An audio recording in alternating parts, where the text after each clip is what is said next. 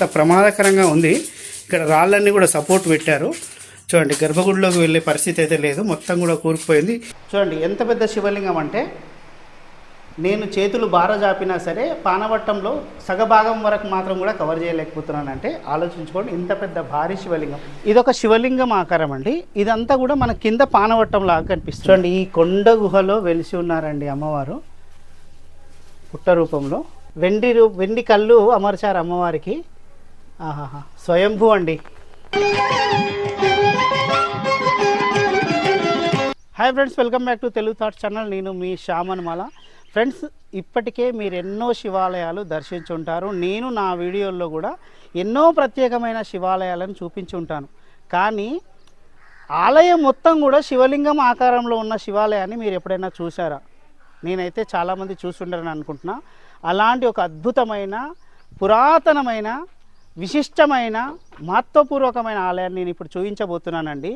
ఈ ఆలయము మన తెలంగాణలో ఖమ్మం జిల్లాలో కూసుమంచి గ్రామం దగ్గరలోనే ఉంటుందండి. గణపేశ్వర ఆలయం అండి. ఇప్పుడు అదే ఆలయం వద్ద మనం ఉన్నాం.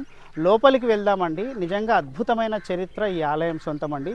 మనం లోపలికి వెళ్ళి అదేవిధంగా ఇంజనీరింగ్ నైపుణ్యానికి, ఇంజనీరింగ్ ప్రతిభకు మన పూర్వీకులది ఒక నిలువుటద్దం ఈ ఆలయం అన్నమాట. ఇంకా ఇలా ఇన్ని విశేషాలు విన్న తర్వాత ఎప్పుడెప్పుడు వెళ్ళి ఆలయాన్ని చూద్దాం అనిపిస్తుంది కదా. ఇంకెందుకు ఆలస్యం, లోపలికి వెళ్దాం రండి. స్కిప్ చేయకుండా ఈ వీడియోని చూడండి. లైక్, షేరు, సబ్స్క్రైబ్ ఈ మూడు కూడా మర్చిపోకండి. అవేందో ఆ లైక్ ఏందో కొట్టేస్తే మనం లోపలికి వెళ్దాం, ఆ విశేషాలు తెలుసుకుందాం రండి. భగవద్గీత ద్వితీయాధ్యాయము సాంఖ్యయోగము 26వ శ్లోకము. అథ చైనం నిత్యజాతం నిత్యం వా మన్యసే మృతం తథాపి త్వం మహాబాహో నైవం శోచితుమర్హసి.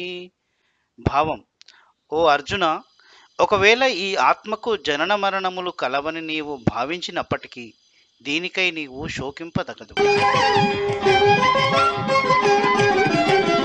ఫ్రెండ్స్, ఖమ్మం జిల్లా కూసుమంచి మండల కేంద్రంలో ఉన్న శ్రీ గణపేశ్వర ఆలయం గురించి చాలాసార్లు విన్నాను, కానీ ఎందుకో వెళ్ళడం కుదరలేదు. ఈసారి మాత్రం మీ అందరికీ ఈ ఆలయాన్ని తప్పనిసరిగా చూపించాలన్న తపన, మరియు మా దగ్గరి బంధువులైన శ్రీ కురపాటి శ్రీనివాసరావు గారు కూడా తప్పక వీడియో చేయాలని చెప్పడంతో బయలుదేరాను. హైదరాబాద్ ఎల్బీ నగర్ నుంచి కూసుమంచి శ్రీ గణపేశ్వర ఆలయానికి సరిగ్గా 163 కిలోమీటర్ల దూరం. ఎల్బీ నగర్ నుంచి కారులో బయలుదేరితే కూసుమంచికి సుమారుగా 2.5 గంటల టైం పట్టింది. ఇదిగో కూసుమంచి మెయిన్ రోడ్డుపై కనిపించే ఈ ఆర్చ్ నుంచి లోపలికి మరో 1.5 కిలోమీటర్ దూరం. అంతే, 5 నిమిషాల్లో ఆలయానికి చేరుకున్నాం. చుట్టూ పచ్చటి పొలాల మధ్య ఈ 800 ఏళ్ల పురాతన ఆలయం అద్భుతంగా కనిపించింది.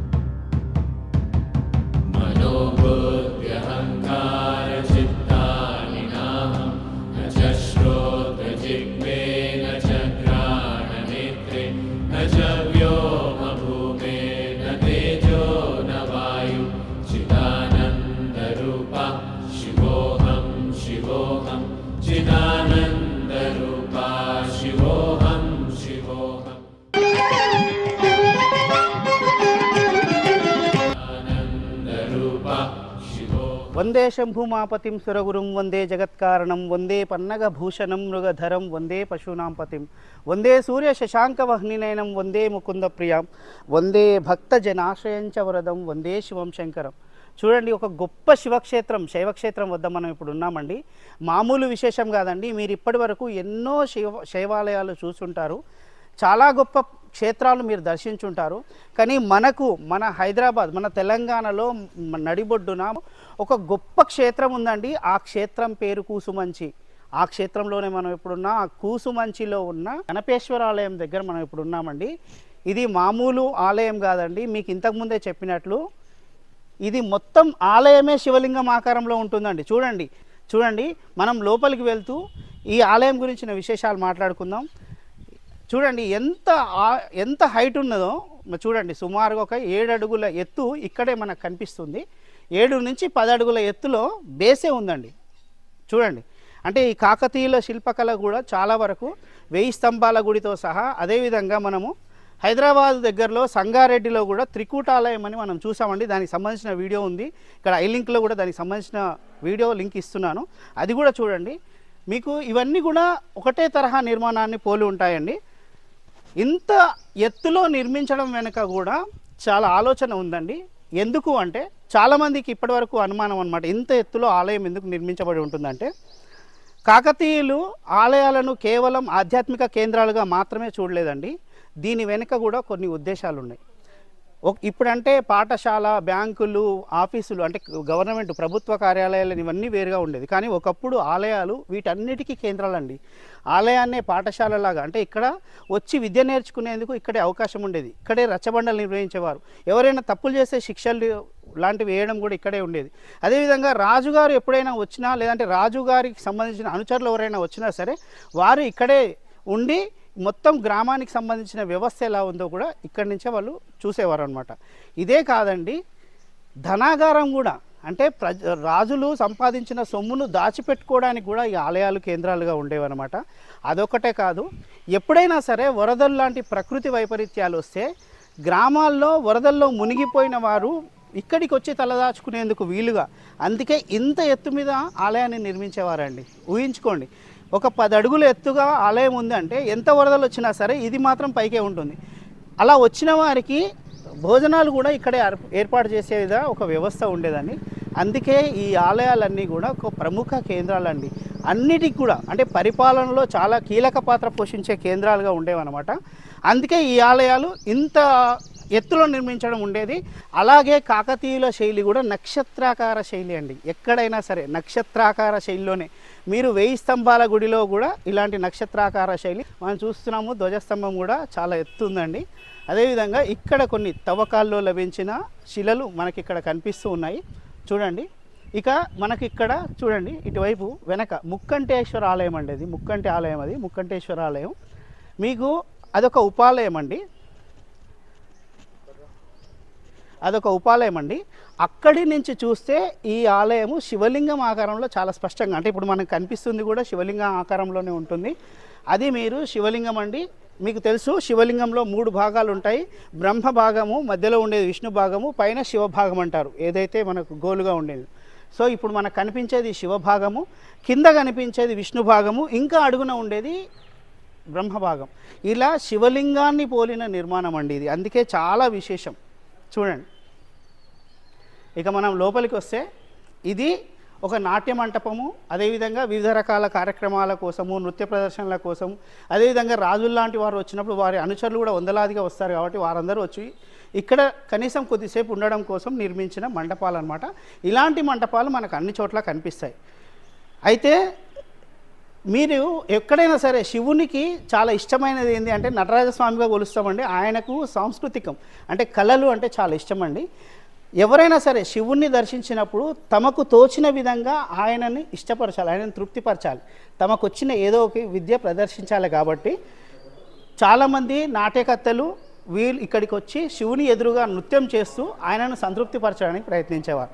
అందుకే ఇంత పెద్ద నాట్య మంటపం మనకి ఇక్కడ కనిపిస్తుందండి. ఇక చూడండి, ఇక్కడ నంది విగ్రహము ఎంత అద్భుతమైన చూడండి. అసలు ఈ డిజైన్లు చాలా అరుదండి, ఎక్కడ కూడా మనకు కనిపించవు. ఈ శైలి ఉంది చూడండి. చూడండి ఇవన్నీ కూడా ఇక్కడ కలిసి ఇక్కడ ఒక లాక్ ఉంటుంది. దాని తర్వాత ఇక్కడి నుంచి దీన్ని ఏనుగుముడి అని పిలిచేవారండి. ఆ ఏనుగుముడి తరహాలో అంటే అప్పట్లో ఇది చాలా విశేషంగా ఉండేది. అయితే ఇక్కడ ప్రతి అణువు కూడా చాలా అలంకరణ చేసినట్లుగా చాలా విశేషంగా కూడా శిల్పులు చెక్కారంటే ఈ ఒక్క విగ్రహాన్ని చెక్కడానికే వారు ఎన్ని రోజులు తీసుకున్నారో, అలా ఈ ఆలయం మొత్తాన్ని నిర్మించడానికి వాళ్ళు ఇంకెన్ని రోజులు తీసుకున్నారు అది ఆలోచించండి. ఇక మనకి ఇక్కడ గజలక్ష్మి అమ్మవారు కనిపిస్తున్నారు చూడండి. రాతి చూరు అంటారు దాన్ని. ఇప్పుడు మనకు కనిపిస్తుంది చూడండి. అదంతా కూడా అంటే మనం పెంకుటింటికి ముందు చూరు ఎలా ఉంటుందో అలా దాన్ని రాతి చూరు, రాతితోటే ఒక చూరులా కట్టిరు. దాని కింద గజలక్ష్మి అమ్మవారు 2 ఏనుగులు అమ్మవారికి అభిషేకం చేస్తున్న భంగిమలో మనకు కనిపిస్తారు అమ్మవారు చూడండి. ఇక మనకి ఇక్కడ ఒక ఫోటో కనిపిస్తుంది. శివలింగం ఆకారంలో ఆలయం ఉంది అని తెలవడం కోసం ఆ ఫోటో మనకు చూస్తే అర్థమైపోతుందండి చూడండి. ఇక అటు ఇటు చూశారు కదా భంగిమలు. ఇక ఈ డిజైన్లు చూడండి ఒక్కొక్కటిగా ఎంత అద్భుతం. ఇవన్నీ కూడా పూలు, లతలు వీటన్నిటిని తలపించే విధంగా. ఇక చూడండి ఈ ఆలయ విభిన్న శైలిలో ఇంకొకటి ఈ రాతి కిటికీలండి. ఇలాంటి రాతి కిటికీలు ఉండడం చాలా అరుదండి. అంటే ఒక ఆలయానికి రాతి కిటికీలు కూడా ఏర్పాటు చేయడం. అదేవిధంగా చుట్టూ కూడా మనము సైడ్ నుంచి చూస్తే రాతి వెంటిలేషన్ అండి, అంటే లోపలికి గాలి ఆడడం కోసము రాతి వెంటిలేషన్, అంటే ఆ రాళ్ళ మధ్యలో గ్యాప్ ఇచ్చి మనకు రాతి వెంటిలేషన్ అండి. చూడండి, ఇక మనం ఆలయం లోపలికి వెళ్దామండి. ఇంకా లోపల చాలా విశేషాలు ఉన్నాయి.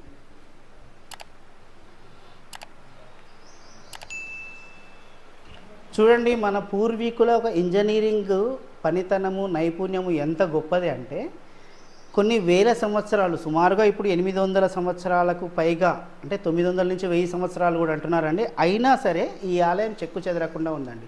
చాలా రోజులు పూజలు పురస్కారాలు లేకుండా శిథిలావస్థలో ఉన్నా సరే ఆలయం మాత్రం చెక్కు చెదరకుండా ఉంది. ఇప్పటికీ కూడా ఇలాంటి ఆలయాలు చూస్తున్నామంటే దాని వెనక అప్పటి ఇంజనీరింగ్ ప్రతిభ అండి. అంటే రాళ్లను బ్లాకులుగా పేర్చి ఒక పెద్ద వేదికగా చేసి మధ్యలో ఇసుకను నింపి, ఆ ఇసుకను నింపడం వల్ల భూకంపాలు వచ్చినా తట్టుకునే విధంగా. చూడండి, ఇప్పటికీ కూడా భూకంపాలు వస్తే వణికిపోయే పరిస్థితి ఉంది, కానీ అప్పటి ఇంజనీరింగ్ నైపుణ్యము, అందుకే వేల సంవత్సరాలుగా ఇటువంటి ఆలయాలు ఇంకా నిలిచి ఉన్నాయండి. ఈ ఆలయం కూడా అదే శైలిలో నిర్మించిన ఆలయం అండి. మనం చూస్తున్నాం కదా. ఇక మనము ప్రధాన ఆలయం ముందున్నామండి. ఇప్పుడు మన ఎదురుగా నందీశ్వరుడు కనిపిస్తున్నాడు భారీగా. అయితే ఇక్కడ 2 రకాల నందులు కనిపిస్తాయని చెప్పాక, ముందు ఒకటి బయట ఒకటి ఉంటుంది, తర్వాత లోపల ఒకటి. ఇది నాకు తెలిసి దీన్ని మళ్ళీ తర్వాత ప్రతిష్ఠించడం జరిగిందని అయితే నేను అనుకుంటున్నా. ఇక ఒకవైపు వినాయకుల వారు, అటువైపు ఉన్నది వినాయకుడి విగ్రహం, అయితే ఇటువైపు ఉన్నది కుమారస్వామి విగ్రహం కాదండో, ఇది అమ్మవారి విగ్రహం. లోపల అయ్యవారు ఉన్నారు, బయట అమ్మవారు కనిపిస్తున్నారు. చూడండి ఎంత బాగుందో అమ్మవారి విగ్రహం నిజంగా. ఇక మనం లోపలికి వెళ్దాం. చూడండి, ఇది ఎంత పెద్ద శివలింగం అంటే మొత్తం ఇది 3వ అతిపెద్ద శివలింగం అండి. భారతదేశంలోనే 3వ అతిపెద్ద శివలింగాన్ని మనం ఇప్పుడు చూస్తున్నాం. నేను పక్కన నిలబడితేనే తెలిసిపోతుంది. సుమారు 6 అడుగుల ఎత్తు మనకి ఇక్కడే కనిపిస్తుందండి. భూమిలో ఇంకొక 6 అడుగులు ఉందండి. అంటే ఆలోచించుకోండి, మొత్తంగా కూడా ఈ శివలింగము ఎంత పెద్ద ఆకారంలో ఉండేది. అదేవిధంగా దీని చుట్టుకొలత కూడా చాలా పెద్దదండి. ఇది కూడా 6 అడుగుల మీద ఉంటుంది ఈ చుట్టుకొలత. ఇక ఇక్కడ విశేషం చూడండి, పైన కూడా చాలా అద్భుతమైన శిల్పచాతుర్యం మనకు కనిపిస్తుంది. పై భాగంలో చూడండి ఎంత పెద్ద శివలింగం అంటే నేను చేతులు బారజాపినా సరే పానవట్టంలో సగభాగం వరకు మాత్రం కూడా కవర్ చేయలేకపోతున్నానంటే ఆలోచించుకోండి, ఇంత పెద్ద భారీ శివలింగం. అయితే ఇక్కడ విశేషం చూడండి, ఇంత పెద్ద శివలింగం ఉన్న ఇంత గొప్ప క్షేత్రము మనకు అందుబాటులో ఉన్న విషయం చాలా ఆలస్యంగా తెలిసిందండి. ఇక ఈ ఆలయం చరిత్ర విషయానికి వస్తే 12వ శతాబ్దంలో కాకతీయ చక్రవర్తి గణపతి దేవుడు ఈ ఆలయాన్ని నిర్మించాడు కాబట్టి ఈ ఆలయానికి గణపేశ్వర ఆలయం అని పేరు వచ్చింది. ఈ లోపల ఉన్న లింగేశ్వరుణ్ణి రామలింగేశ్వరుడు అని అంటారు. దక్షిణ భారతదేశంలోనే ఇదే అతిపెద్ద శివలింగం. అంతేకాదు, ఈ శివలింగము మరింత ప్రత్యేకం, ఎందుకంటే ఇది అరుదైన బ్రహ్మసూత్ర శివలింగం కూడా. అయితే ఇంత ప్రత్యేకమైన ఈ శివలింగం ఉన్న శివాలయము కొన్ని వందల సంవత్సరాల కిందట ఎందుకనో నిరాదరణకు గురైంది. ఈ ఆలయం మొత్తం మట్టి దిబ్బలు కంప చెట్ల మధ్య ఉండిపోయింది.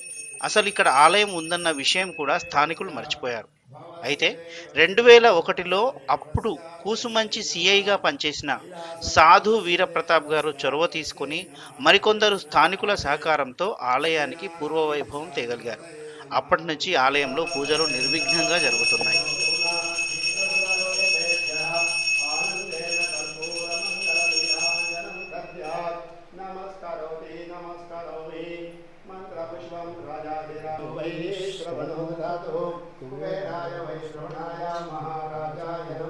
కాకతీయులు శివారాధకులు కాబట్టి వారి సామ్రాజ్య విస్తరణలో భాగంగా 1001 శివాలయాల్లో భాగంగా మన కూసుమంచిలో మహా అద్భుత శివలింగాన్ని ప్రతిష్ఠించినారు. మన శివలింగము ప్రస్తుతం 6 అడుగుల ఎత్తు పైకి ఉంటుంది, భూమి లోపలికి 6 అడుగులు ఉంటుంది, మొత్తం 12 అడుగులు. వృత్త వైశాల్యం వచ్చేసి 6 అడుగుల 1 అంగుళం ఉంటుంది. మహా అద్భుత శివలింగము. ఈ శివలింగం పైన బ్రహ్మసూత్రం కూడా ఉంటుంది. అలాగనే ప్రతినిత్యం కూడా సూర్యకిరణాలు లింగాకారం పైన ప్రశంసపడుతూ ఉంటవి. 2000 సంవత్సరం నుంచి నిత్య పూజాది కార్యక్రమాలు నిర్వహించుకున్న గణపేశ్వరుడు కోరిన కోరికలు తీర్చే కొంగు బంగారం అనే నానుడితోటి ప్రవర్ధమానమవుతూ ఉన్నది. అలాగనే ఆసియా ఖండంలోనే పెద్ద లింగాకారంలో 3వ దానిగా ప్రసిద్ధి గావించబడ్డది. అలాగనే పెద్ద పెద్ద బండరాలతో నిర్మాణం గావించిన ఈ దేవాలయము మన ఆసియా ఖండంలోనే పెద్దదానిగా ప్రసిద్ధి గావించబడటం ఒక ఎత్తు. అలాగనే మనం కింది నుంచి చూసినట్లయితే నక్షత్రాకారముగాను మరొక విధంగా చూసినట్లయితే లింగాకార రూపంలోనూ ఈ గుడి మొత్తము లింగాకారంలాగా ముందున్న ఖాళీ స్థలం అంతయు పానుపట్టంలాగా మనకు దర్శనమిస్తూ ఉంటుంది. ఆ తర్వాత స్థానికులు అదేవిధంగా పలువురు రాజకీయ నాయకులు కూడా వాళ్ళంతా ముందుకొచ్చి ఈ ఆలయాన్ని మొత్తానికి బయటికి తీసి మళ్ళీ పూర్వవైభవాన్ని తీసుకురావడానికి కృషి చేస్తున్నారు. అందులో భాగంగానే ఇదివరకు కూడా చాలామంది రాజకీయ నాయకులు ప్రభుత్వం నుంచి కూడా కొద్ది సహకారం లభించింది. ఈ మధ్య పొంగులేటి శ్రీనివాసరెడ్డి గారు కూడా దీనికి 3 కోట్ల రూపాయల వరకు కూడా పైన కూడా శాంక్షన్ చేయడం జరిగింది. ఇప్పుడు దానికి సంబంధించిన అభివృద్ధి కార్యక్రమాలు ఇక్కడ జరుగుతున్నాయి. శివరాత్రికి అలాగనే కార్తీక మాసంలో కూడా కొన్ని వేల మంది భక్తులు దర్శించుకొని ఈ దేవుడి కృపకు పాత్రలవుతూ ఉన్నారు. అలాగనే 2005 సంవత్సరంలో మాజీ ముఖ్యమంత్రి కల్వకుంట్ల చంద్రశేఖరరావు గారు కూడా దర్శించుకున్నారు. కొన్ని వందల మంది వేల మంది రాజకీయ నాయకులు, అధికారులు, అనధికారులు, కలెక్టర్లు, మంత్రులు అందరూ కూడా దర్శించుకున్నారు. అలాగనే గత సంవత్సరం ఏప్రిల్ 6వ తారీఖున కాకతీయ యువరాజు అయినటువంటి 21వ యువరాజు అయినటువంటి కాకతీయ, ఆయన పేరు కూడా కాకతీయ ఉంది, కమల్ నిఖంజ్ కాకతీయ, ఆయన కూడా దర్శించుకున్నాడు. ఆయన కూడా గుడి విషయాలు చెప్పడం జరిగింది. ఆయన కూడా దీన్ని అభివృద్ధికి ప్రత్యేక శ్రద్ధ తీసుకుంటా అని చెప్పి హామీ ఇవ్వడం కూడా జరిగింది. వెంటనే ప్రధానమంత్రి గారికి కూడా లెటర్ రాయడం జరిగింది. కానీ ఎవరు ఏం చేసినప్పటికీ కూడా ఈ దేవాలయం వారు నిర్మించినప్పుడు ఎలాగైతే ఉన్నదో అలాగనే ఉన్నది. కానీ పై మెరుగులే కానీ దీన్ని మనం ఏమీ చేయలేకపోతున్నాము. కొన్ని కోట్ల రూపాయలు దీనికి వెచ్చించినట్లయితే ఇది మళ్ళా పూర్వవైభవం సంతరించుకుంటుంది. భద్రాచలము, వేములవాడ, యాదగిరిగుట్ట అలాగనే అభివృద్ధి చెందినయో, బాసర అభివృద్ధి చెందినయో మంది కూడా అభివృద్ధి చెందాలంటే ప్రభుత్వం ప్రత్యేక శ్రద్ధ తీసుకొని ఈ మధ్యలోనే మన పొంగులేటి శ్రీనివాసరెడ్డి గారి యొక్క ఆధ్వర్యంలో 3,30,00,000 కూడా మంజూరు చేయడం జరిగింది. ఇంకా నిధులు సేకరించి ఇంకా నిధులు విడుదల చేసి ఈ గుడి యొక్క డెవలప్మెంట్ కూడా పాత్రలు కావాలని నా యొక్క ప్రత్యేక విజ్ఞప్తి. ఇక కుసుమంచి అనే పేరు కూడా కుసుమ అంచి అండి. కుసుమాలు అంటే పూలు, అంచి అంటే స్థలం అండి. పూలు ఎక్కువగా పూచే స్థలము లేదంటే పూలు నిండి ఉన్న ప్రదేశం వల్లనో దీన్ని కుసుమ అంచి అదేవిధంగా కుసుమంచి మారిందండి. సో శివుడికి ఇష్టమైన పూలు కావచ్చు, ఇక్కడ ఉండవచ్చు, దానికి సంబంధించి ఏదో లింక్ ఉండే ఉంటుంది. దాని గురించి మరిన్ని పరిశోధనలు జరిగితే కానీ ఈ క్షేత్రం గొప్పతనం ఇంకా తెలిసే అవకాశం ఉంటుంది. ఇంకా ఇక్కడ చుట్టుపక్కల బయటపడని ఇలాంటి శివాలయాలు ఎన్నున్నాయో, లేదంటే వివిధ రకాల ఆలయాలు కాకతీయులు కట్టినాయో, లేదంటే అంతకు పూర్వం నుంచి ఉన్న ఆలయాలు ఇక్కడ ఇంకా ఎన్నున్నాయో బయటపడతాయో దానికి సంబంధించి మరిన్ని పరిశోధనలు జరగాలి. ఈ క్షేత్రం కూడా చాలా అభివృద్ధి జరగాలని నేనైతే మనస్ఫూర్తిగా కోరుకుంటున్నానండి. చూడండి, మనకు కాకతీయుల నిర్మాణ శైలి తెలియాలంటే ఇట్లా ఒకవైపుకి వస్తేనే ఇదొక శివలింగం ఆకారం అండి. ఇదంతా కూడా మన కింద పానవట్టం లాగా కనిపిస్తుంది. అంటే ఒకవైపు అంతా కూడా ఇది శివలింగంలోని శివభాగం ఏదైతే లింగాకార భాగం ఉంటుందో అది కనిపించేటట్టుగా, దాన్ని తలపించేటట్టుగా దీన్ని కట్టడం జరిగింది. అయితే చూడండి, ఎక్కడ కూడా సున్నము లేదంటే ఇటువంటి అతుకుపెట్టే పదార్థాలు ఇందులో వాడలేదండి. కేవలం రాళ్లను పేర్చారండి. రాళ్లను పేర్చడం కూడా ఏదో మామూలు ఒక రాయిపై ఒక రాయి కాదు, దీన్ని ఇంటర్లాకింగ్ సిస్టమ్ అంటారు. అంటే కూసాలు అవన్నీ కూడా గడులు వచ్చేటట్టుగా చేసి ఒకదానికొకటి ఇంటర్లాకింగ్ సిస్టమ్ అండి. మనకు కనిపిస్తుంది చూడండి. అంటే ఏ ఒక్క రాయిని కూడా కదిలించలేమండి, దాన్ని ఫిక్స్ చేసేసారు. దాన్ని ఏదో రకంగా పెట్టేసి ఇంటర్లాకింగ్ సిస్టమ్ అనమాట. ఇంటర్లాకింగ్ సిస్టంలో దీన్ని కట్టేశారండి. చూడండి, ఇక్కడ కూడా మనకు ఎన్ని శిల్పకళ మనకి ఎంత అద్భుతంగా అనిపిస్తుందో. ఇక ఆలయం చుట్టూ కూడా మనకు ఏనుగుల బొమ్మలు ఎక్కువగా కనిపిస్తాయండి. ఇక ఈ శైలి చూడండి, ఇక్కడ 3 అంతస్తుల ఆలయము నిలువుగా ఉన్నట్లుగా, 3 అంతస్తుల ఆలయం గోపురము నిలువుగా ఉన్నట్టుగా దీన్ని కట్టడం జరిగింది. ఇలాంటి శైలి చాలా అరుదండి, ఎక్కడ కూడా మనకు కనిపించదు. అంటే మామూలుగా ఇలా ఉండి ఒకటే ఆకారం ఒకటే అంతస్తులో మనకు కనిపిస్తుంది. కానీ ఒకవైపు కూడా 3 అంతస్తుల ఆలయం తలపించే విధంగా ఈ విధంగా నిర్మించడం, అది కూడా అంటే ఇందులో కూడా గాలి లోపలికి వెళ్ళడానికి ఏదో ఆలోచన చేసే ఉంటారని అయితే నేను అనుకుంటున్నా. అదేవిధంగా ఇప్పుడు ఈ కనిపించే బేస్ అంతా కూడా నక్షత్రాకారంలో ఉంటుందండి. మనకు నక్షత్రాకారంలో ఉండి ఆ పైన నిర్మించబడి ఉంటుంది. ఇదంతా కూడా కాకతీయుల నిర్మాణ శైలి. సో ఎట్లా అనిపిస్తుంది మీకు ఈ ఆలయం చూసిన తర్వాత? ఈ ఆలయాలు చాలా ఉన్నాయి. ఇట్లాంటి శివాలయాలు ఖమ్మం జిల్లాలో చాలా కలిగి ఉన్నాయి. ఇట్లాంటి ఆలయాలు మన దేవాదాయ శాఖ వెలికి తీయాలి. ఇట్లాంటివి తీసి అభివృద్ధి చేస్తే చాలా బాగుంటుందని మా భక్తుల మనోభావాలు చెప్తున్నాయి. కాశీ పుణ్యక్షేత్రం కంటే చాలా పెద్దది. ఇక్కడ శివలింగం కూడా చాలా పెద్దది. దక్షిణ రాష్ట్రాలలోనే చాలా పెద్దది కలిగి ఉన్నది. ఈ కన్స్ట్రక్షన్ చూస్తే ఏమనిపిస్తుంది? ఇది కాకతీయుల కాలం నాటిది. ఈ కన్స్ట్రక్షన్ చాలా అద్భుతంగా ఉంటుంది, చాలా వైభవం ఉంటుంది. చాలా ఈ మధ్య కాలంలో చాలా అభివృద్ధి చెందింది. ఇక ఈ గుడికి ఉపాలయాలు కూడా ఉన్నాయండి. మనకు కుడివైపు గుడికి ఇంకొక వైపుగా మనకు ముక్కంటేశ్వర ఆలయం కనిపిస్తుందండి, ఒక ఉపాలయం అది. అలాగే ఇక్కడ వేణుగోపాల స్వామి ఆలయం ఇలా ఉన్నాయి. అయితే ఇవన్నీ కూడా ఒకటే కాంప్లెక్స్ అండి. వీటిది ఎలా అంటే వీటి నిర్మాణము ఒకదాని నీడ ఇంకొక ఆలయం మీద పడకుండా జాగ్రత్త పడి నిర్మించారండి. అంత స్థలం ఇచ్చి ఆ తర్వాత నిర్మించారు. అయితే మనకు ముక్కంటేశ్వర ఆలయం కేవలం మండపం లాగా మాత్రమే కనిపిస్తుంది. లోపల ఎటువంటి శివలింగం అయితే లేదు, పూజలు కూడా జరగటం లేదు. ఇక ఆ తర్వాత ఇక్కడ చూడండి, ఇక్కడ మన ఊళ్ళోనే ఒక 11 గుళ్ళు ఉన్నవి. అక్కడ గ్రామ మధ్యలో గ్రామ పంచాయతీ వెనకన ఒకటి దుర్గాదేవి గుడి కూడా ఉన్నది. మన పక్కనే ముక్కండేశ్వర ఆలయము, వేణుగోపాల స్వామి ఆలయం కూడా ఉన్నవి. అవి బాగా శిథిలావస్థలో ఉన్నవి. పూర్వకాలంలో ఈ గుడి ఎలాగైతే ఉందో ఇప్పుడు అవి కూడా శిథిలావస్థలో ఉంది. వాటిని కూడా పునరుద్ధరణ గావించినట్లయితే వాళ్ళు ఎంతో కష్టపడి ఎంతో నేర్పుతోటి ఓర్పుతోటి సహనముతోటి ఎలాగైతే కాకతీయులు నిర్మించారో వారి కళను, వారి శిల్పకళను, వారి యొక్క అభివృద్ధిని మనం చాటుకోవడం కోసం వాటిని మనం కాపాడుకోవాల్సిన బాధ్యత మన పైన ప్రత్యేకంగా ఉంది. చూడండి మనకు ఇక్కడ తవ్వకాల్లో దొరికిన విగ్రహాలు.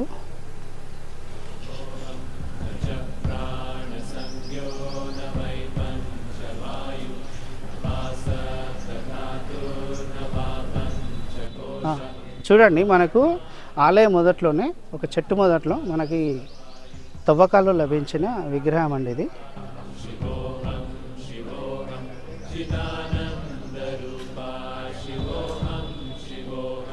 సో ఇక్కడ ఇంకొకటి ఉంది.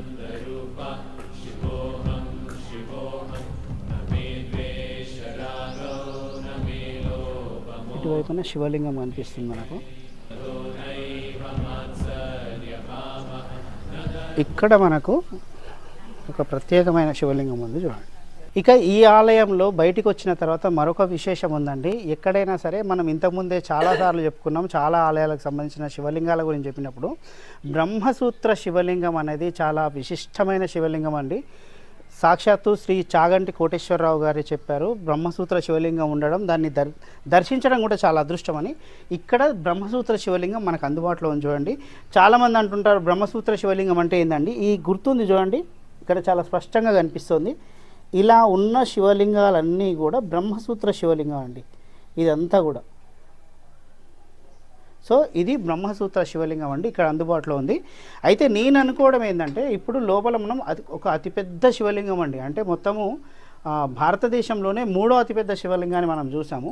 ఇక్కడ ఈ బ్రహ్మసూత్ర శివలింగం అయితే ఇక్కడ ఆలయానికి సంబంధించినది అయితే నేను అనుకోవడం లేదు. ఇక్కడ ఇంకా ఉపాలయాలు ఉన్నాయి కాబట్టి ఆలయాల్లో అవి నిరాదరణకు గురవడంతో శిథిలావస్థకు చేరడంతో బహుశా అక్కడ దొరికిన శివలింగాన్ని తెచ్చి ఇక్కడ ప్రతిష్ఠించి ఉంటారని అయితే నేను అనుకుంటున్నాను. ముక్కంటేశ్వర ఆలయంలో ఉన్న శివలింగం బహుశా ఇదేనేమో అని నా ఉద్దేశం అండి. ఇది కూడా ఇదివరకు కొన్ని వందలు వేల సంవత్సరాలు పూజలు అందుకున్న శివలింగాన్ని మళ్ళీ ఇక్కడ తీసుకొచ్చి పెట్టారు. అది బ్రహ్మసూత్ర శివలింగం, ఎక్కడ కూడా భిన్నం కాలేదండి, అలాగే ఉంది. ఇది కూడా చాలా పెద్ద సైజులో ఉంది. కాకపోతే మన గణపేశ్వర ఆలయ శివలింగంతో పోలిస్తే మాత్రం ఇది సైజు చిన్నది. ఇక మనకు బ్రహ్మసూత్ర శివలింగం తర్వాత అండి ఇక్కడ సరస్వతీదేవి ఆలయం అండి. ఇది చూసారు కదా, సరస్వతీదేవి అమ్మవారు. చూడండి ఇది కొత్తగా నిర్మాణమైన కళ్యాణ మండపం. ఇక్కడ మనకు దాతల పేరు కూడా కనిపిస్తోంది. శ్రీ కూరపాటి వీరయ్య గారు, శ్రీమతి కళావతి గారుల సహకారంతో 2016లో నిర్మించబడిన కళ్యాణ మండపం అండి ఇది. ఈ విధంగానే అండి దాతలు కూడా చాలామంది ముందుకు రావాలి, ఆలయ అభివృద్ధికి తోడ్పడాలని, ఇది ఒక పెద్ద క్షేత్రంగా ముందుకు రావాలని అయితే నేను కోరుకుంటున్నానండి. భారతదేశంలోనే అతిపెద్ద శివలింగం మూడవది తెలంగాణ స్టేట్లో కూసుమంచి గ్రామంలో వెలిసి ఉన్నది. ఇంత పెద్ద శివలింగం ఇంతవరకు ఎప్పుడు చూడలేదు. ఈవెన్ శ్రీశైలం కానీ తర్వాత కాళహస్తి కానీ ఇంకా ఎక్కడైనా కానీ ఇంత పెద్ద శివలింగం కనిపించలేదు. భక్తులు ఇక్కడికి వచ్చి తరించగలరని ప్రార్థిస్తున్నాను. ఇక మనకు చూడండి ఈ గణపేశ్వర ఆలయము ఇంకొక వైపు ఆంజనేయ స్వామి వారు అండి.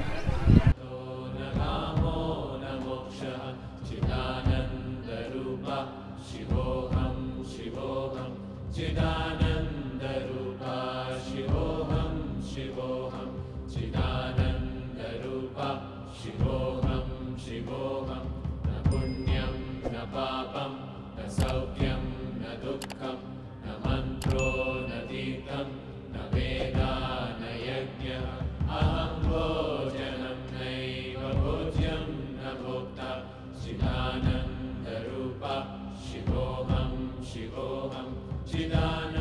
చూడండి, మనకు గణపేశ్వర ఆలయానికి ఈశాన్య భాగంలో ఒక చెరువు ఉంది. అంటే ఇంతకుముందే చెప్పినట్లు కాకతీయులు TTT సిస్టమ్, అంటే టౌను, టెంపుల్, అదేవిధంగా ట్యాంకు, అంటే నీటి వసతి కూడా ఉండేలా చూసుకునేవారు. ఆ విధంగానే ఇది గంగమ్మదేవి, అంటే ఇక్కడ గంగాదేవి సరస్సు అని దీన్ని కూడా అంటారు, గంగాదేవి చెరువు అని దీన్ని కూడా అంటారు. ఆలయానికి ఈశాన్య భాగంలో, గణపేశ్వర ఆలయానికి ఈశాన్య భాగంలో ఉంటుంది. ఇక్కడ గంగాదేవి ఆలయం కూడా ఉంటుందండి. నా వెనుక కనిపిస్తుంది చూడండి. లోపలికి వెళ్దాం, అమ్మవారిని దర్శించుకుందాం రండి.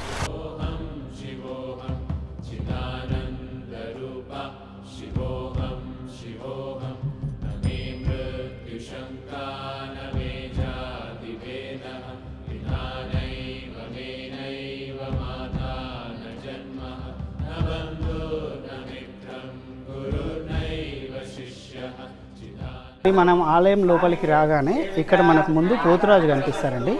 ఆ తర్వాత గంగాదేవి మాత కనిపిస్తారు మనకు, గంగాదేవి అమ్మవారు. ఇక వెనక వైపు వెళ్తే మనకు అక్కడ వీరభద్రస్వామి అండి మనకు కనిపిస్తున్నటువంటి 3 శిలలు. 3 కూడా ఇవి తవ్వకాలు లభించిన శిలలని నేను అనుకుంటున్నాను. 3 కూడా వీరభద్రస్వామి రూపాలండి, ఒకే రీతిలో ఉన్నాయి 3 కూడా. ఇక వీరభద్రస్వామి తర్వాత ఈ పక్కనే కొండ గుహలో, ఈ కొండ ఉంది చూడండి, మనకు గుహ కనిపిస్తుంది. ఎల్లమ్మ అమ్మవారు వేంచేసి ఉన్నారు, పుట్ట కూడా ఉంది, స్వయంభూగా శిలకు వచ్చి ఉన్నారు. లోపలికి వెళ్ళి చూద్దాం పదండి.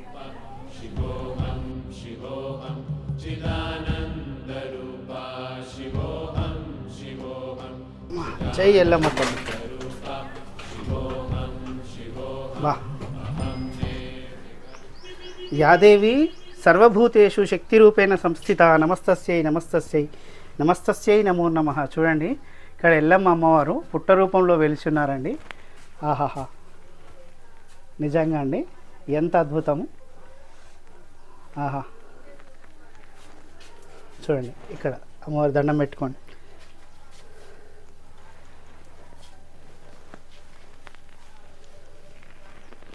చూడండి, ఈ కొండ గుహలో వెలిసి ఉన్నారండి అమ్మవారు పుట్ట రూపంలో. ఆహా, ఇక్కడ అమ్మవారి రూపం కనిపిస్తుంది చూసారా, దండం పెట్టుకోండి. వెండి కళ్ళు అమర్చారు అమ్మవారికి. ఆహాహా, స్వయంభూ అండి.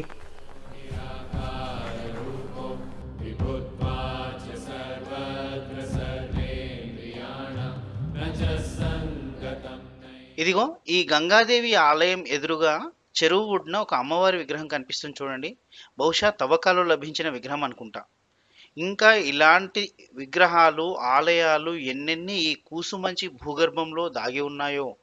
ఈ మధ్య ఇదే కూసుమంచిలో పంచాయతీ ఆఫీస్ దగ్గరే రామాలయం వెనుక వైపు ఇంకొక ఆలయం బయటపడిందండి. ఇదే అండి ఇప్పుడు కూసుమంచి గ్రామంలో ఉన్న రామాలయం ఇది. నేను మీకు చెప్పాను కదా ఇంతకుముందే, ఈ మధ్య ఒక ఆలయం బయటపడింది అని చెప్పి. ఇప్పుడు ఈ రామాలయాన్ని పునర్నిర్మిస్తున్నారండి. ఎంత అద్భుతంగా చూడండి. ఆహా, పూర్తిగా రాతితో నిర్మిస్తున్నారండి, చాలా అద్భుతంగా ఉంది. ఇక మనకు దీని వెనక అక్కడ దూరంగా కనిపిస్తుంది చూడండి, అదే అండి ఈ మధ్య బయటపడిన ఆలయం. ఇది అమ్మవారి ఆలయం అని కొందరు అంటున్నారు, లేదు ఈశ్వరుల వారు శంకరుల వారి ఆలయం అని కొందరు అంటున్నారు. ఎంత అద్భుతమైన శిల్పకళ చాతుర్యం చూడండి ఒకసారి. ఆహా, సో మనకిక్కడ శ్రీవల్లి సుబ్రహ్మణ్య స్వామి మనకు నెమలి మీద కనిపిస్తున్నారు ఇక్కడ విగ్రహంలో. ఇది కూడా అద్భుతమైన శిల్పకళ చాతుర్యం అండి. లోపలంతా కూడా ధ్వంసమైన పరిస్థితిలో ఉండండి, మనం చూడొచ్చు. చూడండి, అయితే ఇది భూమి లోపల చాలా లోతు ఉండొచ్చండి. ఇంకా కూడా ఈ ఆలయం కూడా సుమారుగా ఒక 7-8 అడుగుల ఎత్తులో నిర్మించి ఉంటారు. కానీ అంతా కూడా మట్టి కూరుకుపోయి ఇప్పుడు భూమి కంటే తక్కువ ఎత్తులో మనకి ఈ ఆలయం కనిపిస్తుందండి. నిజానికి మెట్లెక్కి రావాల్సి ఉండేది ఒకప్పుడు. ఇక్కడ చూడండి, ఇప్పుడు మెట్లు దీని కింద సుమారుగా ఇంకొక 10 మెట్ల వరకైనా ఉండే అవకాశం ఉందండి. ఎందుకంటే అంత ఎత్తులో ఆలయాలు నిర్మించేవారు కాకతీయులు. చూడండి, ఇక మనకు గర్భగుడి చూడండి, అంత ప్రమాదకరంగా ఉంది. ఇక్కడ రాళ్ళన్నీ కూడా సపోర్ట్ పెట్టారు. చూడండి, గర్భగుడిలోకి వెళ్ళే పరిస్థితి అయితే లేదు, మొత్తం కూడా కూరుకుపోయింది. ఇలానే ఉండే ఈ మధ్య అండి తవ్వకాల్లో ఈ ఆలయం బయటపడింది. అంతే, అంత కంప చెట్లు వీటన్నిటి మధ్యలో ఏదో రాళ్ళుగా కనిపిస్తున్నాయి ఏంటి అని చెప్పి చూస్తే ఈ ఆలయం బయటపడిందండి. చూడండి, ఈ మధ్యలో మనకు ఇక్కడ పగిలిపోయి కనిపిస్తుంది చూడండి, భిన్నమైపోయింది ఈ మండపం. దీనివల్లనే అండి మొత్తం కూడా చెదిరిపోయింది, మనకు నిర్మాణం చెదిరిపోయి మొత్తం శిథిలావస్థకు చేరి మొత్తం కదిలిపోయిందండి. ఆలయం మొత్తం కూడా కదిలిపోయింది. ఆ గర్భగుడిలో మరి ఏ మూర్తి ఉండేవారో తెలియదండి నిజంగా. మరి ఈశ్వర్ల వారు ఉండేవారో అమ్మవారే ఉండేవారో తెలియదండి. మొత్తానికి ఈ ఆలయం పరిస్థితి ఇది.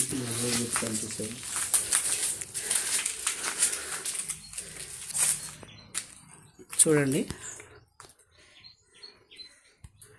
మనకు లోపల అయితే ఏం కనిపించట్లేదు, మరి చీకటిగా ఉంది. కానీ చూడండి ఎంత అద్భుతమైన శిల్పకళాకృతి.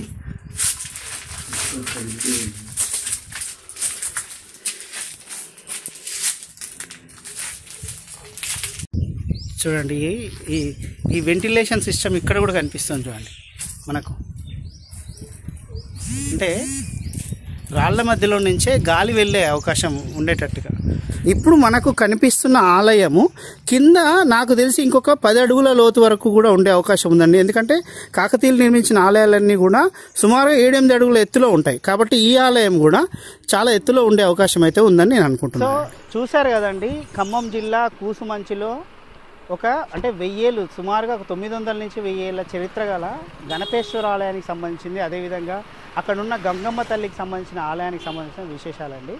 ఇదే కాదండి, ఒక పెద్ద క్షేత్రంగా మారడానికి కావాల్సిన అన్ని లక్షణాలు కూడా ఉన్న ఒక గొప్ప ప్రదేశము ఈ కూసుమంచి అండి. ఇక్కడ ఇంకా కూడా పరిశోధనలు జరిగితే ఇంకా కూడా మరిన్ని ఆలయాలు బయటపడే అవకాశం ఉందండి. ఈ మధ్య ఇంకొక ఆలయం కూడా బయటపడింది, మనం తెలుసుకున్నాము. సో అటువైపుగా పరిశోధనలు జరగాలి. అదేవిధంగా ఇప్పటికే బయటపడిన ఆలయాలకు సంబంధించి పునర్వైభవం తెచ్చే దిశగా ప్రభుత్వాలు కృషి చేయాలి. ఇక మనవంతు బాధ్యతగా మనం కూడా ఆలయాల్ని దర్శించడంతో పాటు వీలైనంతగా విరాళాలు ఇవ్వడము, లేదంటే తరచుగా ఆలయాల్ని దర్శించడము చేస్తే ఖచ్చితంగా ఈ కూసుమంచి అనే ఒక గొప్ప క్షేత్రానికి సంబంధించిన చరిత్ర విశేషాలు కూడా మరిన్ని బయటపడే అవకాశం ఉంది. ఇది ఒక పెద్ద క్షేత్రంగా రూపుమారే అవకాశం ఉంది, విరాజిల్లే అవకాశం ఉంది. కాబట్టి ఆ వైపుగా అడుగులు పడతాయని ఆశిస్తూ నేను ఈ వీడియోని ఇంతటితో ముగిస్తున్నానండి. దయచేసి ఈ వీడియోను షేర్ చేయడం ద్వారా ఇంత గొప్ప క్షేత్రం గురించి మరింత మందికి సమాచారం అందించే ప్రయత్నం మీరు చేస్తారని ఆశిస్తూ, ఓం నమః శివాయ అనే కామెంట్ పెడతారని ఆశిస్తూ signing off miss Shyam Anumala.